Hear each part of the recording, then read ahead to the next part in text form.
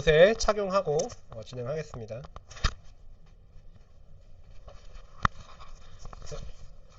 그렇죠? 제목은 익명사연이고요. 잔액 부족입니다. 네, 잔액 부족입니다. 스마트폰에서 흘러나오는 이 기계적인 음성은 단순한 경고가 아니었다. 그것은 내 심장을 짓누르는 차가운 둔기였다.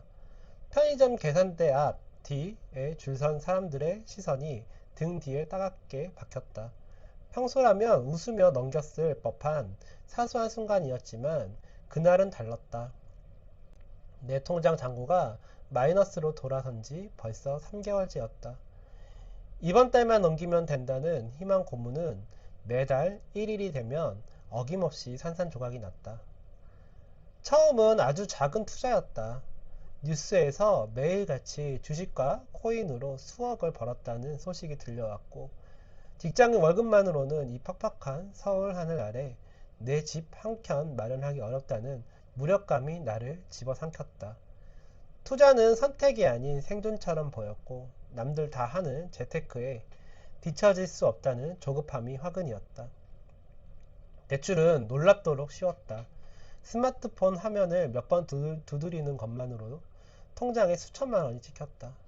그 숫자는 내 돈이 아니라 빌린 돈이었음에도 당장 지갑이 두둑해졌다는 착각에 나는 도취했다.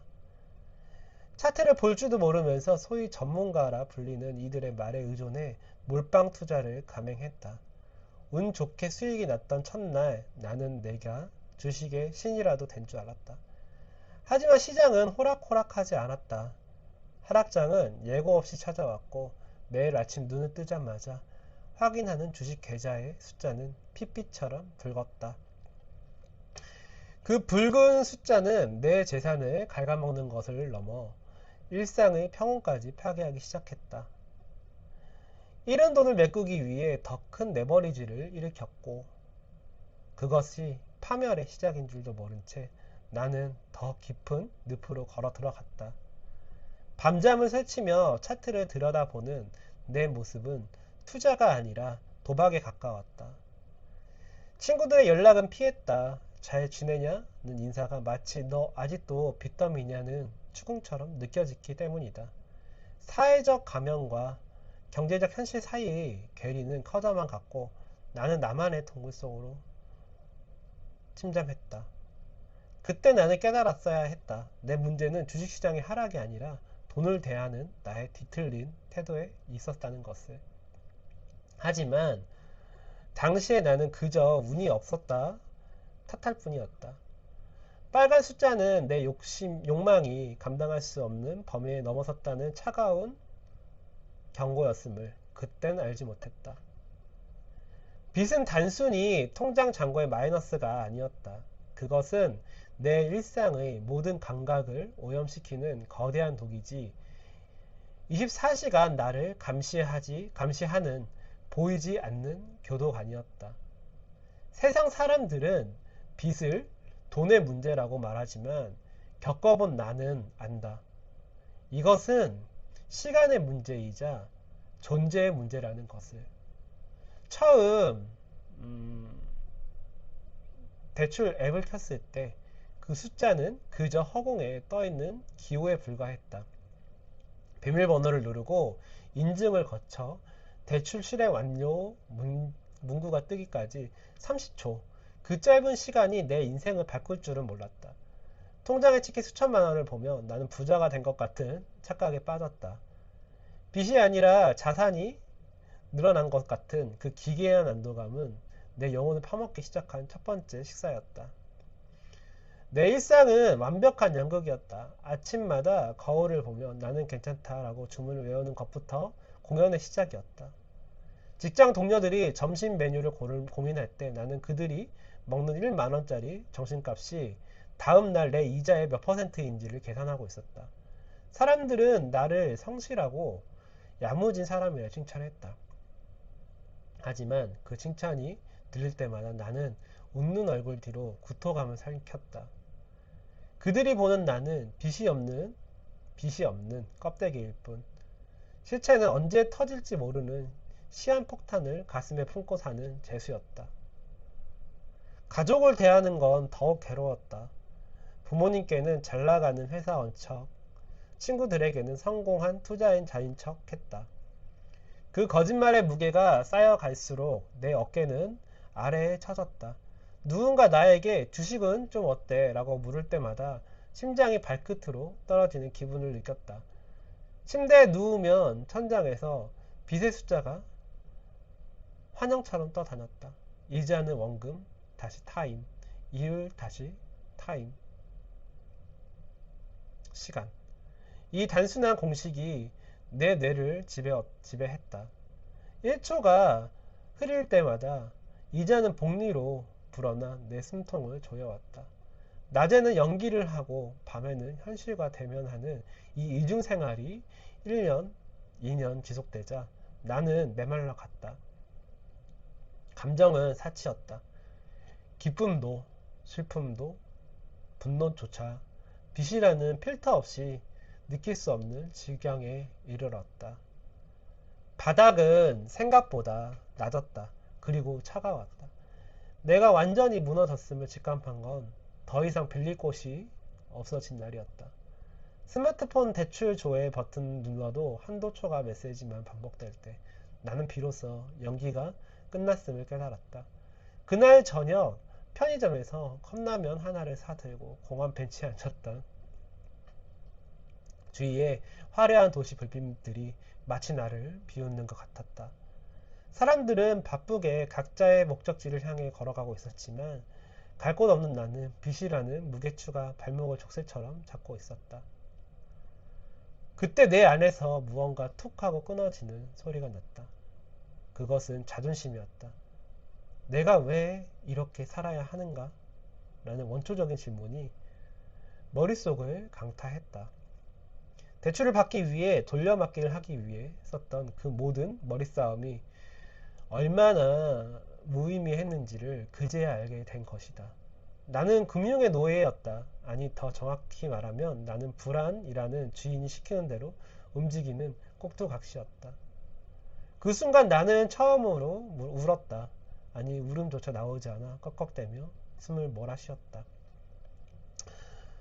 빚은 내 돈을 뺏어간 것이 아니었다. 내 삶의 통제권을 뺏어 갔던 것이다. 나는 내 돈의 주인에서 내 빚의 노예로 전락해 있었다. 바닥에서 일어서는 것은 낭만적이지 않았다. 영화 같은 반전도 없었다. 그저 뼈를 깎는 지루하고 고통스러운 현실만이 있을 뿐이었다. 나는 먼저 모든 카드를 잘랐다. 이것은 나의 과거를 잘라내는 상징적인 의식이었다. 그 다음은 지출의 완전 통제였다. 월급의 80%를 빚 상환에 쏟아부었다. 한 달에 50만 원으로 사는 생활, 식비, 교통비, 통신비, 모든 것을 영에 수렴하게 만들었다. 친구들과의 연락을 완전히 끊었다. 고립이 아니라 격리였다.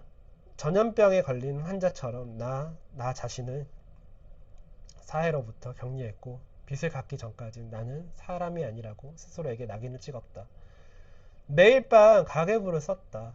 그 가계부는 내 반성문이자 유서였고 동시에 생존의 일기였다. 가장 힘들었던 건 자괴감과의 싸움이었다. 왜 나는 이렇게 살까? 남들은 다 잘 사는데 왜 나만 이 모양일까? 라는 자책이 뱀처럼 내 마음을 휘감았다. 하지만 그럴 때마다 나는 숫자를 봤다. 단 1만 원이라도 줄어드는 그 숫자를 보며 나는 버텼다. 빚은 감정으로 갚는 게 아니고 차가운 숫자로 갚는 것이라는 사실을 뼛속 깊이 새겼다. 부업을 시작했다. 새벽에는 배달을, 주말에는 물류센터를 상하차했다. 내 손은 거칠어졌고 몸에서는 땀 냄새가 진동했지만 이상하게도 마음은 예전보다 편안했다. 거짓말을 하지 않아도 되었고 사람을 피하지 않아도 되었으며 무엇보다 내가 내 삶의 주도권을 다시 쥐고 있었기 때문이다. 정확히 3년이 지났다. 통장에 찍힌 마지막 대출금을 상환하고 0이라는 숫자를 보았을 때 나는 소리 지르거나 환호하지 않았다. 그저 멍하니 화면만 바라보다가 천천히 숨을 내뱉을 뿐이었다. 빚으로부터의 해방은 환희가 아니라 고요함이었다. 더 이상 쫓기지 않는 삶. 아침에 눈을 떴을 때 느껴지는 묵직한 압박감이 사라진 세상. 그것은 말로 다 할 수 없는 평온이었다. 이제 나는 안다. 돈이 목적이 아니라 수단이어야 한다는 것을. 빚은 나를 죽이는 괴물이 아니라 내 삶의 궤도를 수정해준 차가운 스승이었다는 것을. 나는 지금도 10만원짜리 운동화를 하나 살 때 고민한다. 하지만 예전의 고민이 두려움이었다면 지금의 고민은 선택이다. 나는 이제 내가 쓰는 돈의 가치를 안다. 빚에 허덕이는 당신에게 이 말을 하고 싶다. 지금 당신이 겪는 그 지옥 같은 시간, 그건 인생이 망한 게 아니라 인생을 다시 설계하고 있는 과정이다. 빚을 단순히 돈의 액수로 보지 마라. 그것은 당신이 지금까지 살아온 방식, 돈을 대하는 태도, 그리고 나를 사랑하지 않았던 시간들이 응축되어 만들어진 거울이다. 그 거울을 깨트리지 마라. 대신 그 거울을 닦아라. 당신의 민낯을 직시하고 그 비루한 현실을 인정하는 순간 빚은 당신을 갉아먹은 괴물에서 당신을 성장하는 연료로 바뀔 것이다. 나는 오늘도 가계부를 쓴다. 예전에는 빚을 줄이기 위해 썼다면 이제는 내 삶의 자유를 기록하기 위해서 쓴다. 나의 이야기는 여기서 끝이지만 당신의 이야기는 이제 시작이다. 잊지 마라. 당신은 빚보다 크다. 이 서사는 경제적 고통을 겪는 모든 이들이 한 번쯤 마주해야 할 심리적 성장의 과정을 담고 있다. 빚은 단순히 돈의 문제가 아니다. 삶의 무게를 견디는 태도의 문제다. 당신의 이야기는 이제 시작이다. 그리고 당신은 이겨낼 수 있다. 여기까지고요.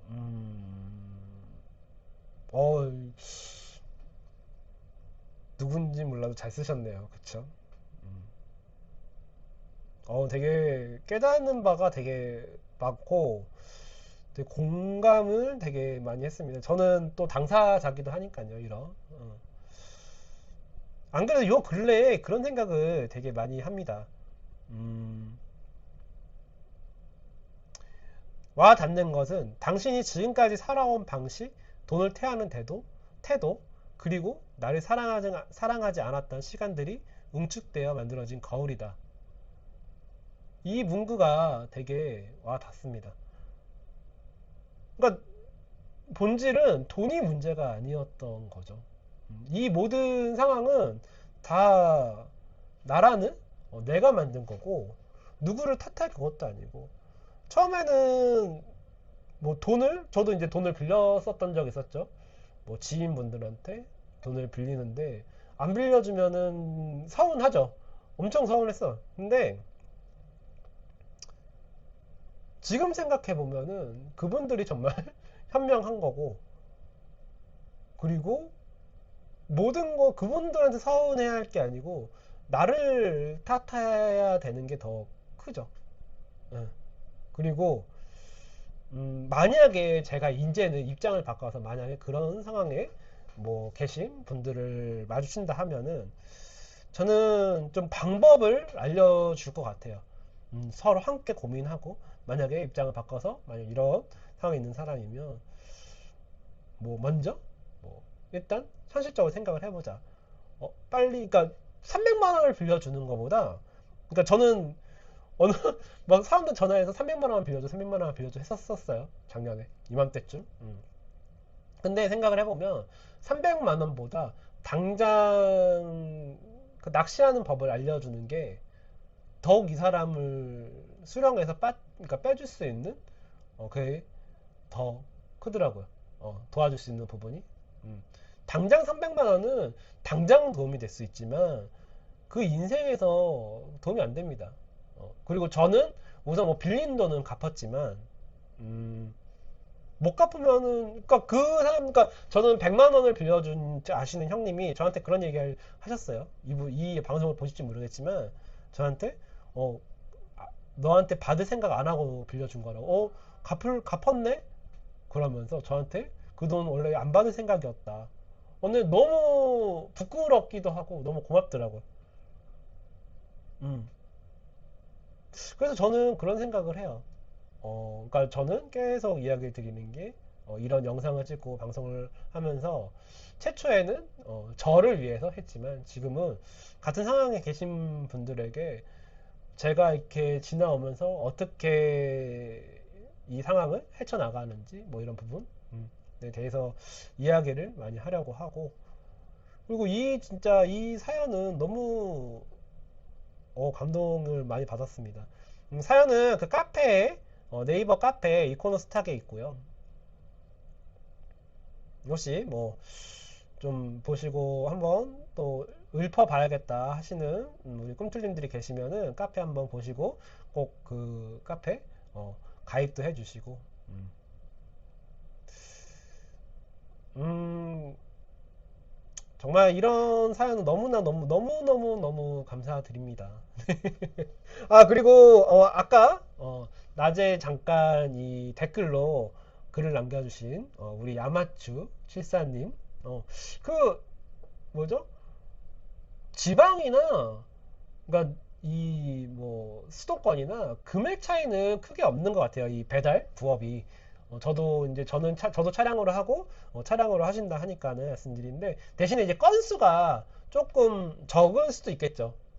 근데 서울 거는 그래도 건수가 좀 많은 편이긴 한데, 근데 희한한 거는 아무리 건수가 많아도, 희한한 거는 내 거를 그러니까, 저는 진짜 많이 했다는 생각을 하거든. 근데 그 전날하고, 그 다음날하고, 거의 비슷해요. 거의 그 금액을 항상 그 금액을 맞춰. 되게 희한해요. 그러니까 항상 그 최저시급 거의 최저시급을 딱 맞추는 것 같아.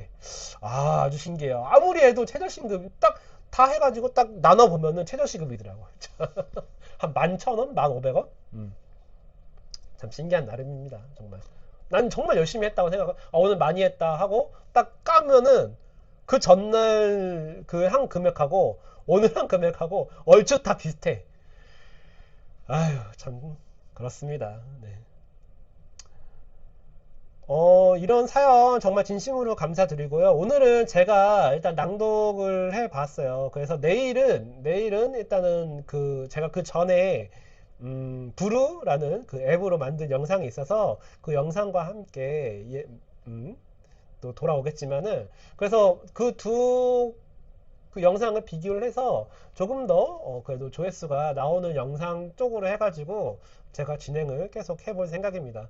저는 이거 오늘 좀 배경이 많이 바뀌었죠. 좀 화사하게 너무 이 퍼런 하면은 너무 어두워가지고 이제 좀 화사하게 해보려고 좀 장소를 조금 변경해 보았습니다. 커튼도 좀 바꿔 볼 거예요. 좀 괜찮은 것 같아요. 감사합니다. 네, 이코노스탁이었고요. 아무 일 없는 하루 되시길 바랍니다. 꿈바.